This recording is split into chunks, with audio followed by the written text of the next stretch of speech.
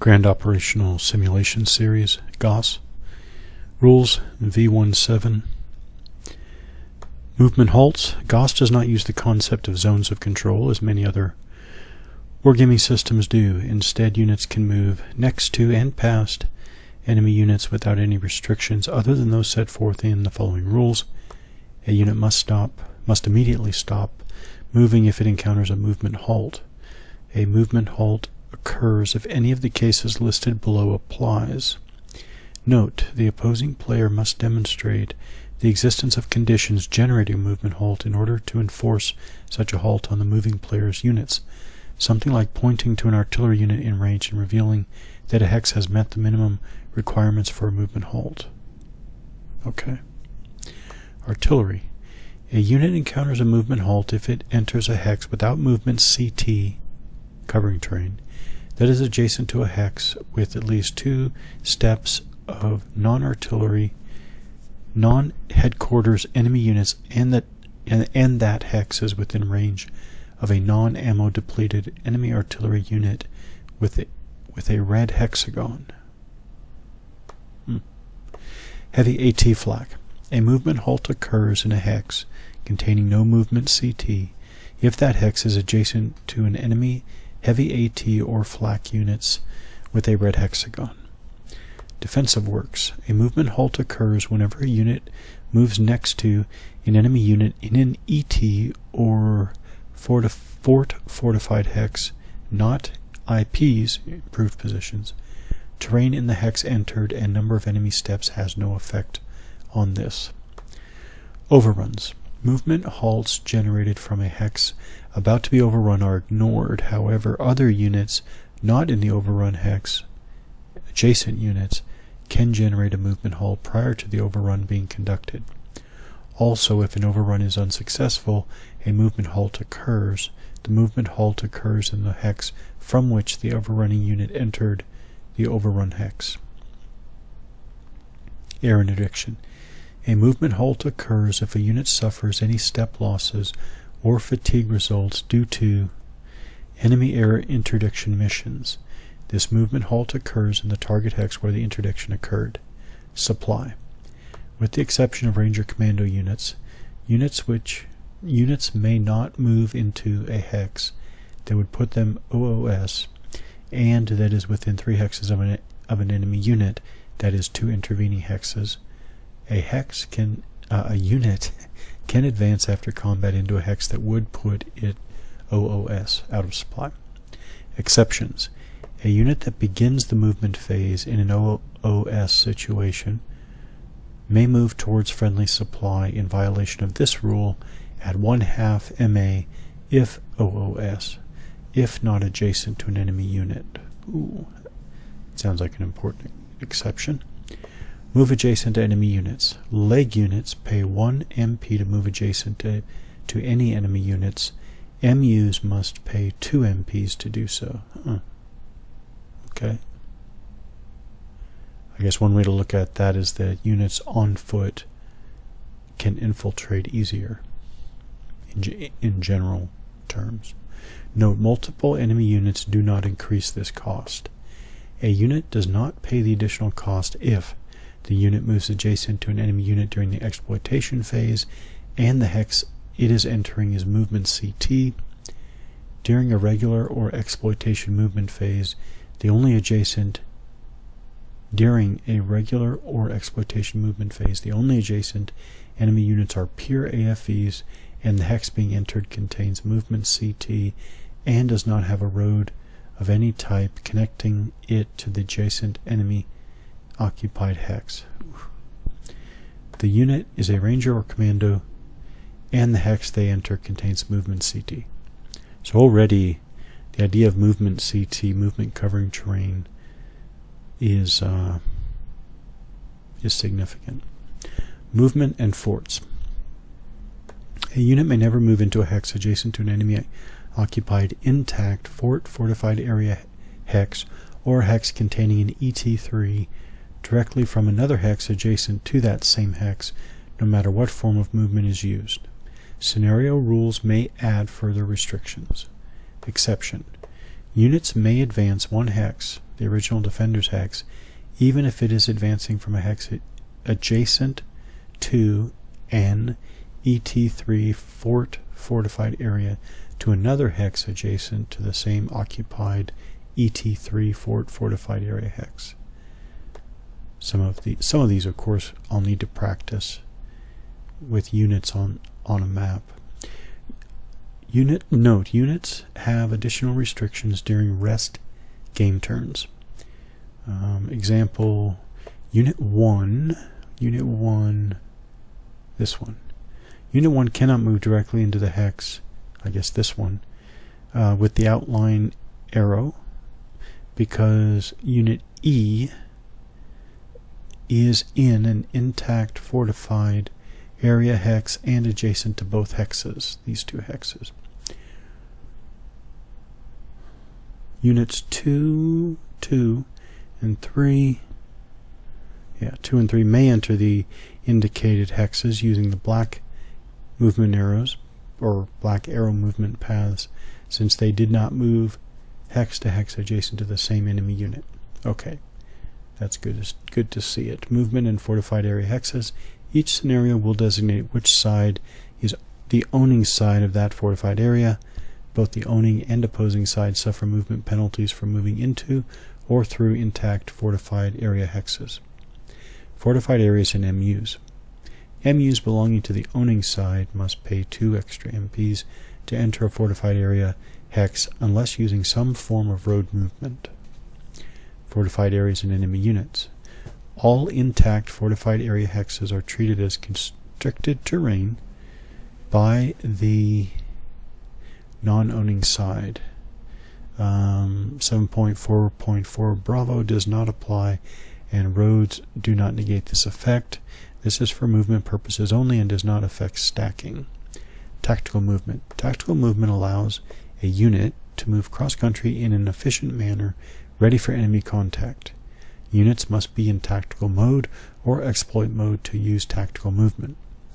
MUs using tactical movement cannot use roads, and that makes sense, and any bridges are treated like a ford. They may use fords. Designer note: tactical mode and tactical movement do not mean the same thing.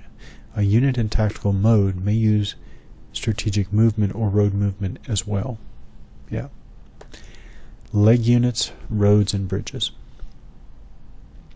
Leg units using tactical movement may enter hexes through road hexes as though those hexes were clear terrain, that is, at a cost of 1 MP. Leg units ignore MP costs for crossing rivers if using a bridge, and may cross a major river over a bridge as if the bridge were a ford. Designer's note: this is not road movement per se. It represents the ability of leg units to use marked roads and trails to move up to the point where they would deploy for actual combat. Tactical mode and rivers.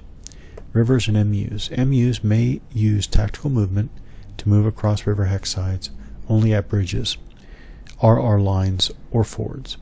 Bridges and RR lines act as fords. Mech units use the MP cost as if they were crossing at a ford.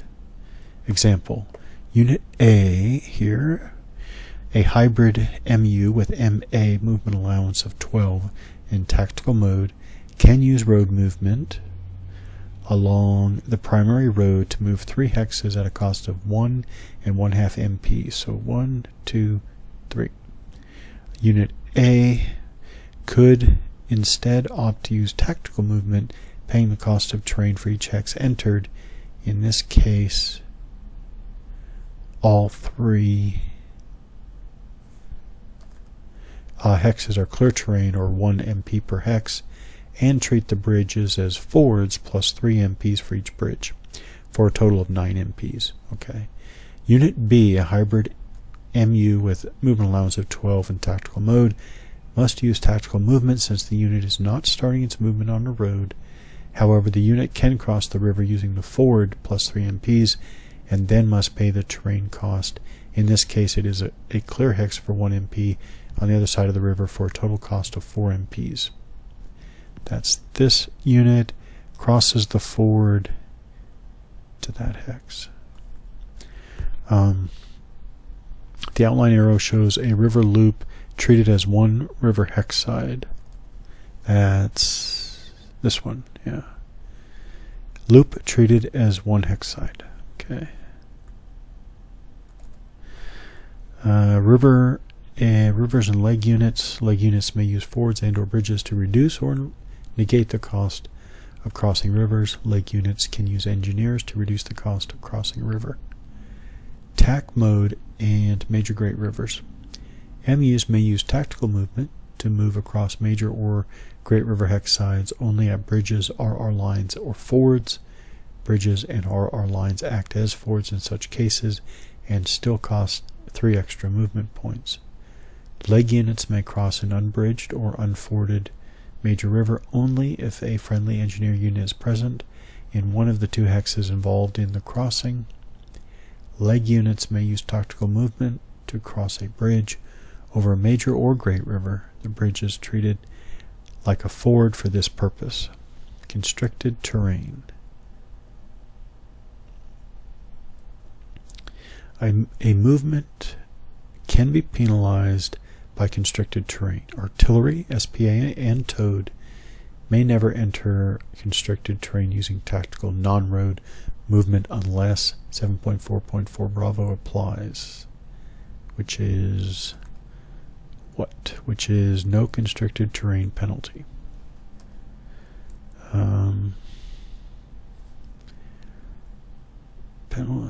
A unit, yeah, unless it applies. Leg units using a road to enter and or leave constricted terrain can still treat it as clear terrain for movement. Constricted terrain penalty. If a unit's movement does not satisfy 7.4.4 Bravo, a unit incurs MP penalties to exit and or enter a constricted terrain hex. Mech units must expend their entire MA. Leg units must expend 1 MP. So what do we have here? Example, okay. An MU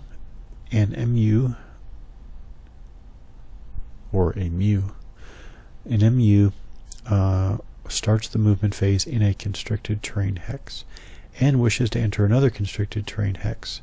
7.4.4 Bravo does not apply. The unit uses its full MA to enter the hex. This would also apply if only either of the hexes was a constricted terrain hex. Example 2. A leg unit occupies a constricted terrain hex and wishes to enter a constricted terrain hex. 7.4.4 Bravo does not apply. The MP cost would be the cost of the terrain plus 1 MP for exiting a constricted terrain hex and plus 1 MP for entering a constricted terrain hex. Okay. I'm sure easier to figure that out with units on the map, pushing counters around on the map.